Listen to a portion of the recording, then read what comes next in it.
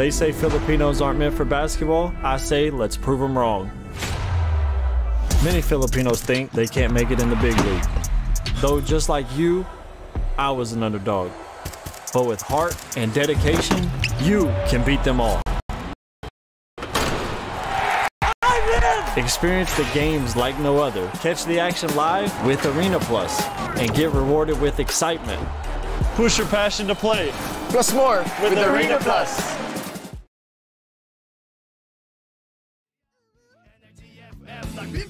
Huwag mong sabihin radyo, sabihin mo #1 Energy.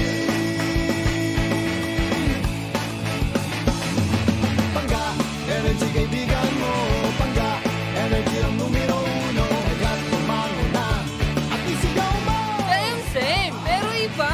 Huwag mong sabihin radyo, sabihin mo Energy. Hoy, Mare! Nagpaulan ka na naman. Basang-basa ka na naman tuloy niyan.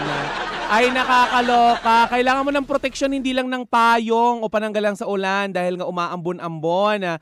Ang food supplement na talaga namang mag-aalaga sa iyong kalusugan. Ito ang MX3 Capsule. Alam mo ba ng MX3 Capsule ay low in sodium, fat-free at cholesterol-free na nagtataglay ng alpha, beta at gamma nutrients na may antioxidant at anti-inflammatory properties.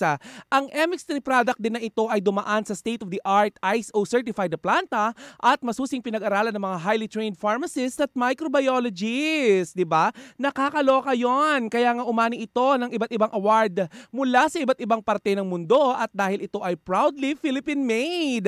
Kaya naman, Mare, Pangga, kung meron kang katanungan, bisitahin lamang ang website ng mx3ph.com o di kayo na may tumawag sa kanilang hotline sa 0918-8888-693. Cheers, miss! Dabaglita!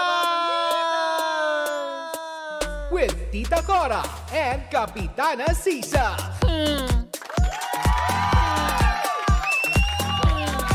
Magandang umaga, Metro and Mega Manila! Alam ko sa mga panahon na ito ay nag-aangat pa rin ng gamit ang ilan sa ating mga kababayan.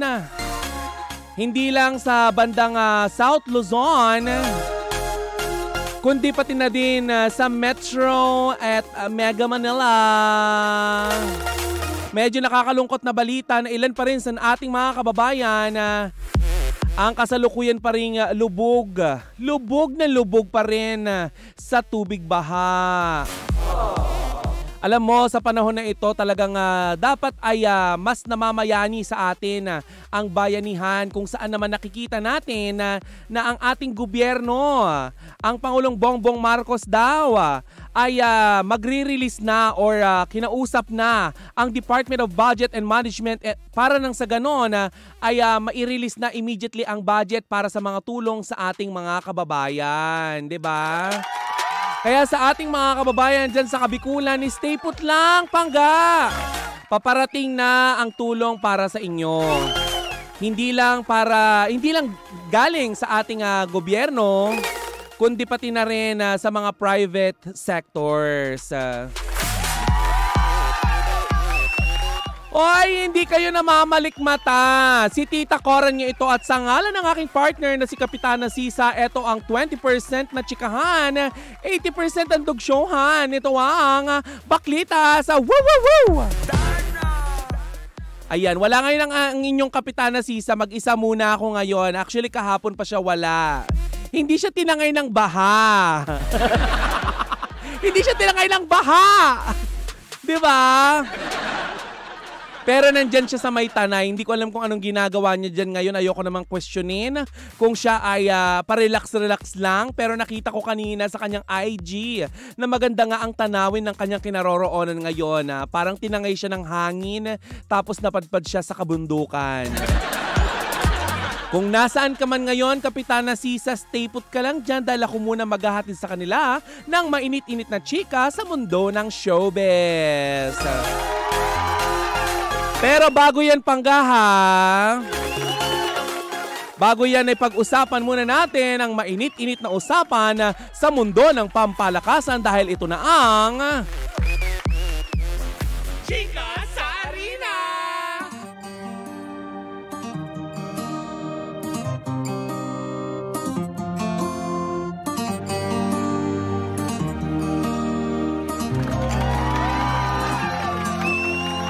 Ang chika sa arena ay hatid pa rin sa atin ng Arena Plus sa Stig sa Sports. Ay nako, nakakaloka mga panggaha, mga balibalita dahil habang tayo ay binabayo naman itong si Christine. Nakakaloka ka, Christine. Talagang sa dami ng babayo talagang ikaw. Hay, hindi ikaw, Christine! No! Ay nako, eto na ang chika natin.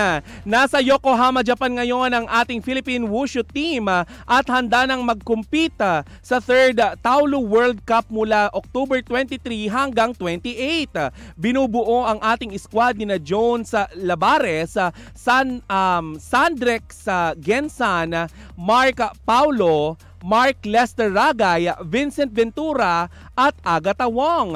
Kasama din nila ang kanilang coach na si Lee Yang-fan. Ito naman, podium finish ang nakuha ng Red Bull Half Court World Finals 2024 ng Eurotix Dream Team sa Brooklyn, New York.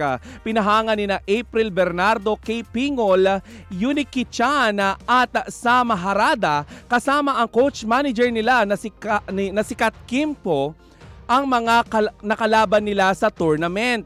12 bansa na champion ang kanilang nakaharap sa 3x3 qualifiers kung saan nakaharap nila sa 3-on-3 3-on-3 street competition kasama ang Australia, Belgium, Egypt, Italy, Japan, Kenya, Kuwait, Turkey at UAE. Nakakaloka no, in fairness sa dami ng makakalaban nila talagang sila ang nagli-leading. According sa ating nakausap diyan ngayon talagang sila ang nagli-leading diyan sa kanilang laban sa Red Bull Half Court World Finals. Kaya nga podium finish, 'di ba? Kasi syupos na bakla ka, 'di ba? Nakakaloka. Misming tagapagbalita, nalito na. Pero eto na, kaugnay din ng balita na yan, may karugtong pa tayong good news. Dahil tagumpay ang Philippine Muay Thai team sa bagsik.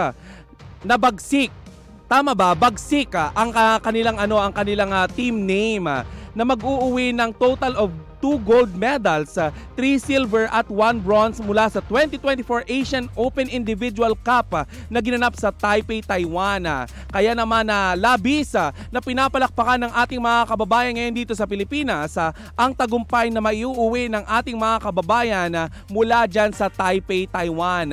At yan ang kabuuan ng ating balita para sa Chika sa Arena, hatid pa rin sa atin ng Arena Plus, astig sa sports. Pero eto panggaha, eto nakakaloka. Arena Plus, astig sa sports. Bakit nga ba astig sa sports ang Arena Plus?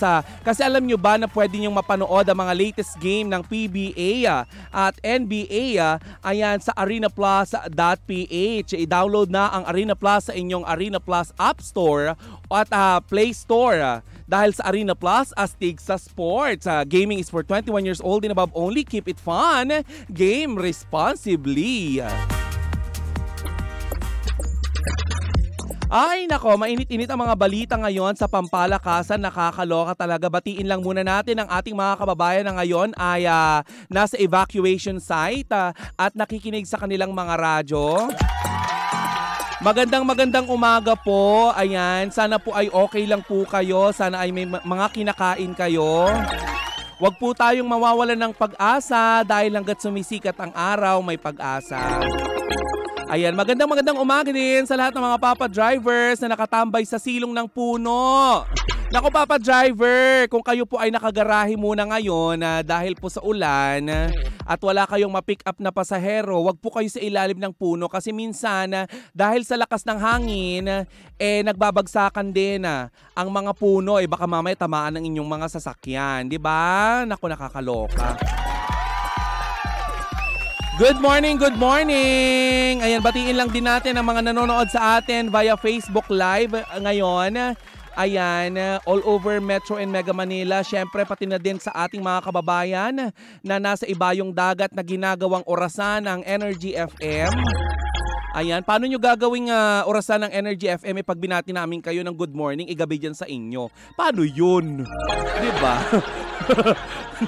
Yung mga OFW sa ibang bansa nalilate dahil sa atin, nakakaloka.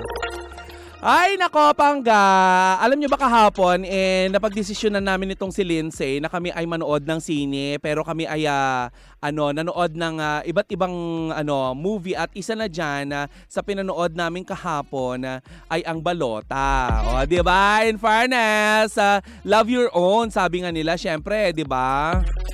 Ano bang papanoorin mo, yung mga foreign film? Pwede naman natin panoorin yung mga foreign film, pero unahin natin, syempre, yung sariling atin. At isa na sa pinag-uusapang pelikula ngayon ay ang pelikulang Balota ni Miss Marian Rivera. Ayan, na kung saan bumida naman sa nakaraang MMFF na movie na ang title ay Rewind na nagkamit ng 902 million. Muntik na mag 1 billion, nakakaloka. In fairness, talagang ang yaman ni Marian, Siyempre, hindi naman niya buo makukuha yan. May iba pang yan. Sabi nga ni Direk Darilap, may katsug daw yan Charot lang. Baka mamaya maungkat na naman yung mga Hemerot. Ay, but anyway, yun na nga ang chika, may kaugnayan dyan. Dahil nga, may mga chika na lumalabas ngayon all over the internet. Naku, talaga naman, hindi naman talaga tinigilan itong si Marian Rivera ng mga, ewan ko ba, mga walang magawa sa buhay. Na di umano ay halos ipamigay na ng team ng Balota ng pamunuan ng gumawa ng pelikula ni Marian Rivera ang kanilang ticket. Dahil daw di umano ay hindi kumikita ito at pressured daw sila dahil sa kinita ng nakaraang movie sa MMFF. Nakakaloka naman. Pero eto na nga, Pangga. Nilinaw ni Marian Rivera na talaga daw di umano binibigyan nila ng discount ang mga estudyante at mga teachers upang nang sa ganon ay mas malawak ang marating ng kanilang pelikula. Hindi naman pala ipinapamigay. Discounted lang naman pala sila, teacher. Ayan, sa nakaraan ngang pahayag ni Miss Marian Rivera, sinabi nga nito na binibigyan niya ng importansya ang mga kabataan na makakapanood, lalo na ang mga teachers dahil ito daw ang huhubog sa kinabukasan ng ating bansa. Palakpakan naman natin si Miss Marian. Noong nakaraang weekend nga ay ginulat ni Miss Marian Rivera ang ilan sa ating mga kababayan na nanonood sa mga sinihan dahil sa pagbisita nito sa iba't ibang sinihan sa Metro Manila. Pinagkaguluhan sa iba't ibang sinihan si Miss Marian Rivera kung saan nakita ang freshness nito. Ano mo bang gusto niyo makita? Siyempre, hindi naman pupunta si Marian sa sa mga sinihan ng Haggard, di ba? Tsaka ewan ko ba sa babae na yan, ano bang dasal mo, di ba, Marian Rivera? Bakit ang ganda-ganda mo, di ba? Parang berhen, parang parang iba yung kinang ng Marian Rivera kapag nakita mo siya, 'di ba? Hindi siya hindi siya kasi 'di ba may kinang ng ina. Yung yung alam mong nanay na, alam mo 'yon? Parang hindi tama yung sinabi ko. Parang hindi tama 'yon, sorry po.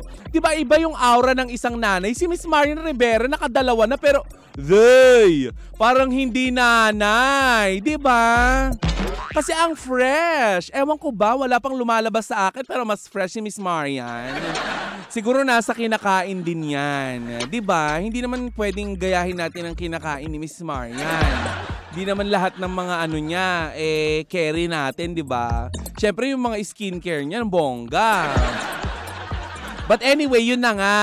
Patuloy pa rin na binabatikos itong si Miss Marian Rivera. Siguro kakambal na din niya ng paggawa niya ng pelikula. Alam niyo naman lahat ng artista, kapag nagsusurface yung pangalan nila, kakambal nito yung mga kontrobersiya at kung ano-ano pang pangdudusta, lalo na mga taong walang magawa. Nakakaloka kayo, di ba? Anyway, isa pa sa pinag-uusapan ngayon, hindi lang ang kanyang pelikula na umabot na pala sa 200 cinemas, di ba? At linawin lang natin kumikita po yung pelikula. Hindi po blockbuster queen. Hindi ganon. Wala tayong mga monoblock dyan. At saka in fairness kung makikita nyo naman yung mga pinapalabas ni Miss Marian Rivera sa kanyang Facebook page, lalo na yung mga pagdalaw-dalaw niya sa iba't ibang mall, bakla pinagkakaguluhan. Diba? nakikita mo talaga, hi Marian, Kemirut, Chenes, Barurut. O, diba? Kumakaway-kaway siya at nice siya sa lahat ng mga fans niya. Hindi siya kagaya ng ibang artista na parang, ewan ko ba, parang attitude, diba? Walang ginawa kundi mag-attitude. Parang kala mo naman talaga may proyekto. Ay nako, anyway, isa pa nga sa pinag-uusapan ngayon ay ang naging dance move daw ni Marian Rivera. Hindi daw, dahil ako mismo napanood ko. At napansin ko nga na may mga comment nga na hindi maganda. Ba't ba kayo ganyan? Ang hirap yung pasayahin. Ang hirap yung i-entertain. Sumayaw na yung tao. Nung una, di ba, hangang-hanga tayo. Ang sexy ni Miss Marian. Ganyan, sana lahat ng mga ng mga sumasayaw. Ganyan, sana lahat ng nanay. Ganyan. Tapos ngayon, parang, ano ba to? Bumaliktad na ba ang mundo? Bakit binabash nyo yung tao? Makikita nga sa comment section ng ilang nag-post ng dance move at latest TikTok trends ni Miss Marian Rivera na parang hindi nila nagugustuhan na yung dance move ni Miss Marian. Umay daw dahil pare-parehasa lang daw yung sinasayaw nito. Nakakaloka naman kayo. Bakit ba hindi kayo makontento? Alam nyo minsan, problema natin yung mga Pilipino, wala tayong kakunti-kontento. Imbis na magpasalamat na lang tayo dahil sinayawan tayo ni Miss Marian Rivera. Diba? Ano bang gusto nyo? Magsayaw ang Bagyong Cristina tsaka yung paparating? Hindi ganun yun. Wag ganon. Hindi tama yun, mga bakla. Diba? Kasi napapabalita magkakaroon daw ng, ano ba yung Fujiwara effect? Diba yung sabay na mananalasa yung bagyo? Ano to? Sisigaw ng sabay-sabay!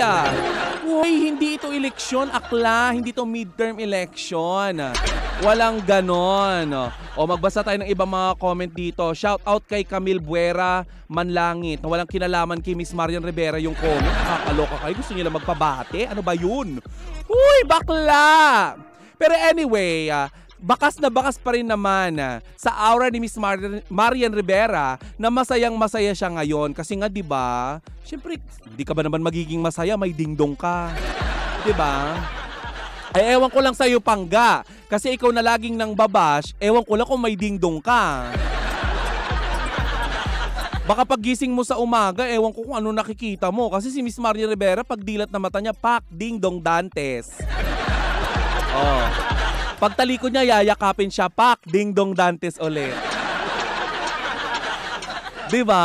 O, baka sa'yo, pindong Dantes. Loka-loka ka, wag mong binabash ni Miss Marian Rivera. Ang ganda-ganda nung tao At saka ang sexy-sexy, di ba? Wag niyong binabash. Alam niyo, ikatuwa na lang natin na may mga ganitong klase ng pelikula, kagaya ng Balota, na talaga naman ang ang kanilang advocacy ay ipaliwanag sa mga Pilipino ang kahalagahan ng pag-iingat natin sa ating mga boto at balota. 'Di ba? Hindi nang kung ano pa man din, 'di ba? Kasi naman lahat na lang ginagawang issue, nakakaloka kayo. At saka alam mo, etong napaka-importante ng mga pelikula na to kasi ipinapaliwanag dito yung kahalagahan ng ating karapatan sa pagpili ng tamang taong mamumuno sa ating bansa. 'Di ba? Kaya please lang tigilan na natin ang pangbabash. Ang bilis ng oras, bakla. 1 oras lang tayo magchichikahan pero nakakalahati na tayo. Lesser than kalahati na ng oras. Pero magkakalahating oras na tayo. Like, I'm so konyo. Parang akala mo naman laki ako sa harap ng aircon kahit sa likod lang naman. Ang init ng bahay. Yung aircon ng kapitbahay nakatutok sa bintana namin. O, naririnig mo ako. Wag ganon, ang init na. Yung bahay namin parang sauna na. Ayan, sabi ni John Abaton, matatapos na nga lang ang mundo, may oras pa kayo para mangbash. Hoy, John Abaton, hindi mo kami tatakutin sa mga ganyang klase ng mga chika. Diba? Sino nagsabi sa'yong matatapos na ang mundo? Hindi ko pa nabibili yung mga gusto kong bags. Diba? Kaya nga ako nagtatrabaho para mabili ko yung mga gusto ko, tapos sasabihin mo matatapos na ang mundo. Mauna ka, day. Diba? Ayoko pa. Wag muna. Ingat-ingat sa mga sinasabi. Diba? Huwag niyo muna tapusin ang mundo, mga bakla. Hindi ko pa natatapos yung K-drama na na inaabangan ko. Diba? Huwag ganon. Diba? At saka may mga paparating pang pelikula ang MMFF. Paano ko mapapanood yun kung ganyang puro kayo, naku! Nako! Imbes na mag-isip tayo ng mga ganyan, magdasal na lang tayo na ligtas ang ating mga kababayan sa iba't ibang parte ng mundo. Diba? Lalo na alam naman natin na nagbabago ang panahon, ang global warming, lumalala, diba? Sabi ni John na Batoon na kulay daw ako nung letter H na bag. Hindi naman. Ako naman. Oh, Direk Daryl. Hindi kasi yung basta. Ay nako, anyway, magandang umaga ulit sa lahat ng ating mga pangga. Mamaya magbabalik na naman ako, 'di ba? Ano pa ba ang gagawin natin? Syempre maghahanap buhay muna tayo para meron tayong pampahabs. 'Di ba? Sa aking pagbabalik ay magbibigay ako ng papremyo. Magbibigay ako ng 500 pesos both on air and online. Kaya tumutok lang kayo mga pangga ha. Magbabalik tayo mamaya-maya ng konti, 'di ba? Sa ngalan ng aking partner na si Kapitana Sisa, ako po ang inyong Tita Cora. At ito pa rin ang istasyong same pero iba. We are number 106.7 Energy FM. Pangga, wag mong sabihing radyo, sabihin mo.